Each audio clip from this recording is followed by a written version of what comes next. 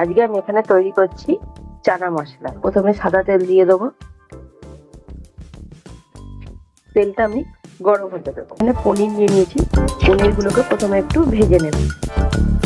বেশ লাল লাল কালার হয়ে গেলে পনিরগুলো আমরা তুলে নেব। আর আমি এখানে ফোড়নে ব্যবহার করব তেজপাতা, শুকনো লঙ্কা, গোটা গরম মশলা, পেঁয়াজ কেটে রেখেছিলাম। এবার পেঁয়াজটা দিয়ে দেবো। পেঁয়াজটা হালকা বেশ লাল লাল কালার করে আগে ভেজে নেব। পেঁয়াজটা যখন ভাজার সময় আমরা একটু চিনি দিয়ে দেবো। নুনটাও আমরা এখন দিয়ে দেবো। পেঁয়াজটা বেশ লাল লাল করে ভাজা হয়ে গেছে। এবার এর মধ্যে রসুন বেটে রেখেছি, সেটা দিয়ে দেবো। দিয়ে আর একটু ভেজে নেবো। এখানে আদা আর কাঁচা লঙ্কা, আদাটাও পেস্ট করে রেখেছি, সেটাও দিয়ে দেবো। কাঁচা লঙ্কা কেটে রেখেছি, সেটাও দিয়ে দেবো। দিয়ে আবার একটু ভালো করে ভাজবো। হলুদ গুঁড়ো দিয়ে দেবো, কাশ্মীরি মির্চ পাউডার দিয়ে দেবো, জিরে গুঁড়ো আর ধনিয়া পাউডার রয়েছে সেটা দিয়ে দেবো।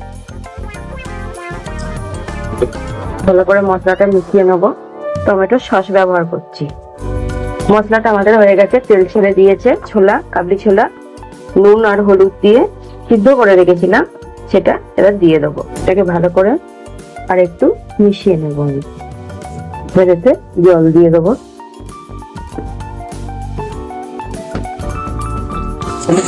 আর ঢাকনা দিয়ে দেবো। 10 মিনিট পর আমি ঢাকনাটাকে খুলে যে পনির গুলো ভেজে রেখেছিলাম সেইগুলো এবার ওপর থেকে দিয়ে দেবো।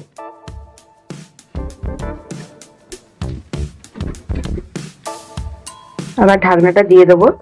5 মিনিট মতন এটাকে আবার ফোটাবো। 5 মিনিট পর ঢাকনাটা খুলে দেবো। গ্যাসটা জোরে দিয়ে দেবো। গরম মশলা ওপর থেকে একটু দিয়ে দেবো।